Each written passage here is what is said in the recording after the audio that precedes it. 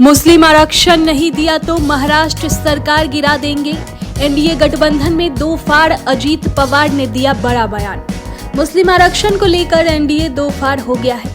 आंध्र प्रदेश के मुख्यमंत्री चंद्रबाबू नायडू के बाद महाराष्ट्र की एनडीए सरकार में शामिल अजीत पवार मुस्लिम आरक्षण पर अड़ गए हैं। लोकसभा चुनाव में करारी हार के बाद उन्होंने तीखे तेवर दिखाए हैं। अजीत पवार के नेतृत्व वाली एनसीपी ने कहा है कि वो मुस्लिमों को 5% आरक्षण देने के अपने विचार पर कायम है। पार्टी के मुख्य प्रवक्ता उमेश पाटिल ने भाजपा से दूरी दिखाते हुए यहां तक कहा कि शाहू फुले अंबेडकर की प्रगतिशील विचारधारा सिर्फ आरक्षण तक सीमित नहीं है, बल्कि सभी वर्गों तथा समाजों के समावेशी विकास तथा समानता पर जोर देती है। स्पष्ट तौर पर पार्टी ने हिंदू मुसलमान की राजनीति से दूरी दिखाने की कोशिश की है, जिससे भाजपा की परेशानी बढ़ गई है।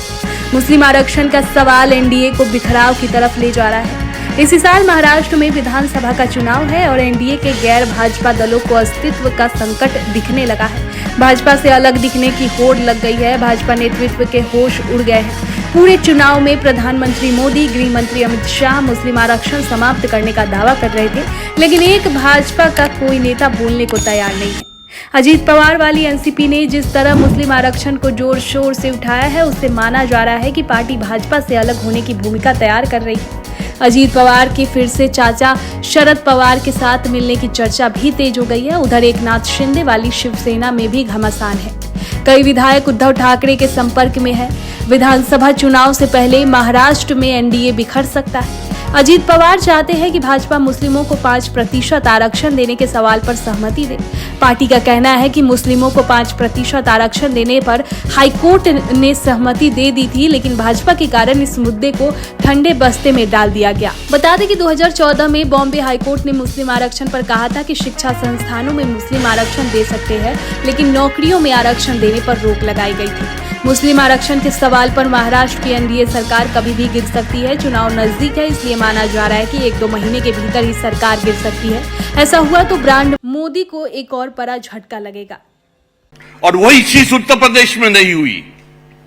अभी आप देखोगे कि चंद्रबाबू नायडू, वही आंध्र प्रदेश में और चंद्रबाबू नायडू में कल का अगर Indian express of times of India अगर आप देखोगे तो उसने एनडीए में रहते हुए कहा है कि हम जो हैं, हमारा जो नीति होगी वो एनडीए की नीति होगी। एक सहयोगी दल की अगर कुछ नीति है वो एनडीए की नीति नहीं होगी। और उसने कल ही कहा है कि 4% रिजर्वेशन अगर अकेलियत को मैं देता हूं तो वो चालू रहेगा।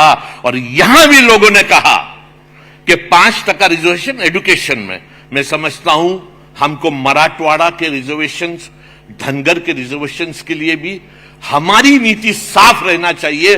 भले हमारी सहयोगी पार्टी हमारे साथ कुछ भी कहे, जब तक हम हमारी नीति के बारे में स्टैंड नहीं रखेंगे, मैं समझता हूं आगे का चुनाव हमारे को बहुत सोच समझ के लड़ना होगा।